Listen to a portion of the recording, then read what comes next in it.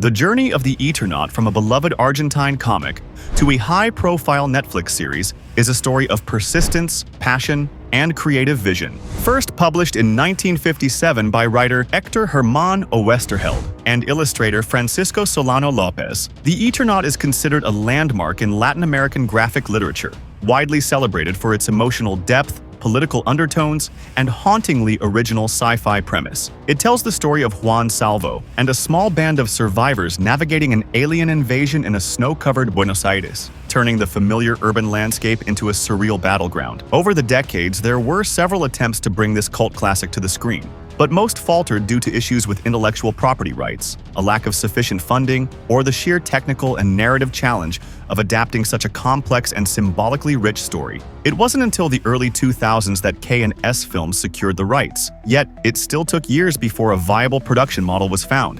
The breakthrough finally came in 2018 when Netflix signed on, bringing global attention and a significantly larger budget to the project. From there, the series began to take shape under the direction of Bruno Stagnaro, a respected Argentine filmmaker. He co-wrote the adaptation with Ariel Steltari, one of his longtime collaborators, and also actor in the show. The pair reportedly spent nearly 2 years immersed in the source material, outlining and refining the script.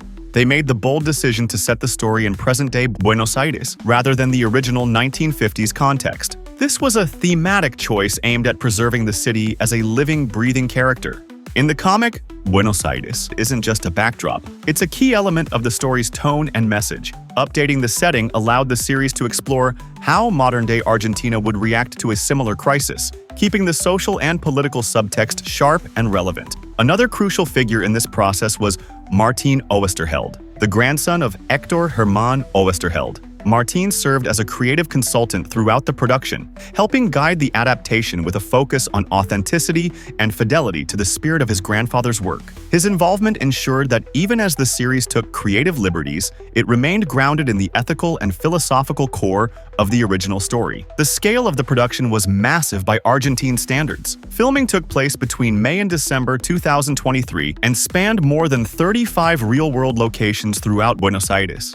The production team deliberately sought out spots that could reflect the comic's haunting, post-apocalyptic tone, from elegant old neighborhoods to industrial ruins and urban sprawl. Massive sections of Buenos Aires were digitally scanned and rendered into immersive environments, allowing for seamless transitions between physical and virtual spaces. This not only improved production logistics, but also let the filmmakers achieve a uniquely hybrid visual style, part grounded realism, part stylized sci-fi surrealism.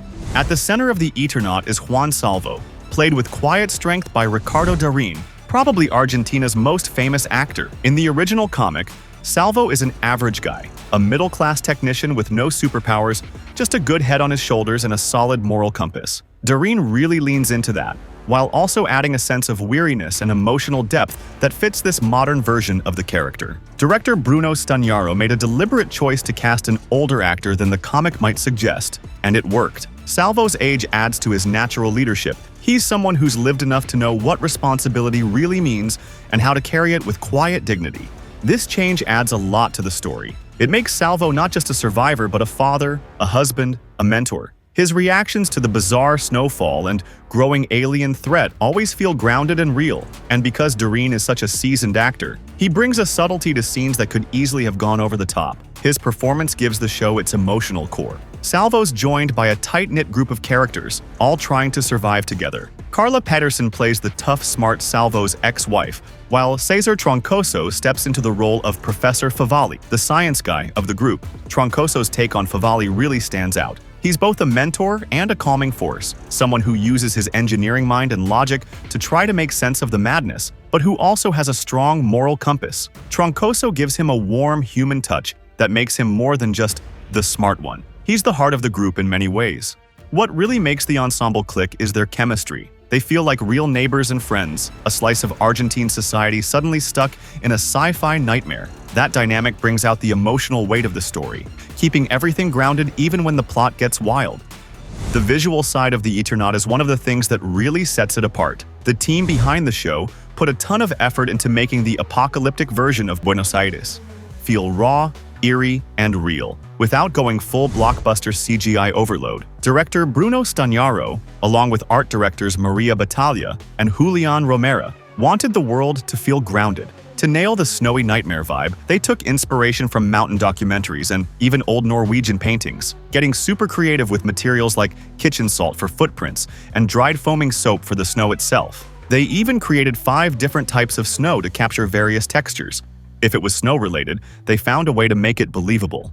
The effects weren't just practical, though. The production used some pretty cutting-edge digital tools to blend real locations with virtual environments. Over 35 spots around Buenos Aires were digitally scanned and built into a virtual reality system using Unreal Engine. That let them shoot scenes more efficiently while keeping the city's personality intact, which matters a lot for a story so tied to its Argentine roots. It also gave Stagnaro and the team more flexibility to build out this alien-invaded world without sacrificing realism. The visual production was a global collaboration. Major effects studios like DNEG, Redefine, and Scanline VFX worked alongside art directors Maria Battaglia and Julian Romera to bring the comic's otherworldly snow and alien invasion to life.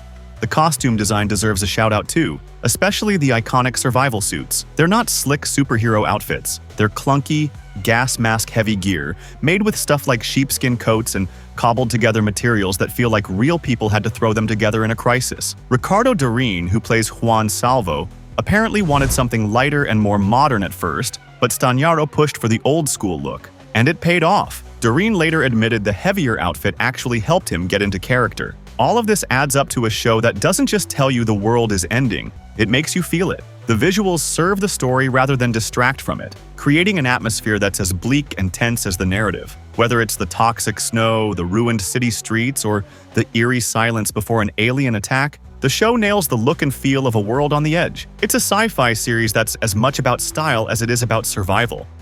The Eternaut made a powerful debut on Netflix on April 30th, 2025, quickly becoming a standout in the sci-fi genre. The series garnered a 93% critic score and a 97% audience rating on Rotten Tomatoes, reflecting its widespread acclaim. Critics praised its suspenseful storytelling, strong character development, and striking visuals. The adaptation was also noted for its fidelity to the original graphic novel, while effectively modernizing certain elements to resonate with contemporary audiences. The show's success led Netflix to renew it for a second and final season just a day after its premiere. This upcoming season is expected to consist of 8 episodes, aiming to delve deeper into the sci-fi themes introduced in the first season and conclude the story in a manner faithful to the original material. Director Bruno Stagnaro and producer Matthias Mosterin have expressed their commitment to maintaining the series' high production values and narrative integrity. The Eternaut has been lauded for its cultural authenticity and innovative production,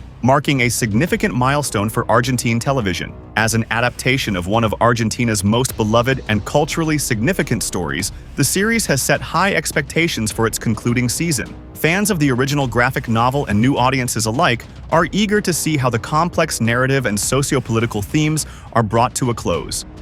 The end result is an adaptation that doesn't just retell a famous story, it transforms it into something new while honoring its legacy. With its combination of technical innovation, political nuance, and emotional storytelling, the Eternaut stands as a testament to what's possible when local stories are given the resources and respect they deserve. Thanks for watching Collider. See you next time.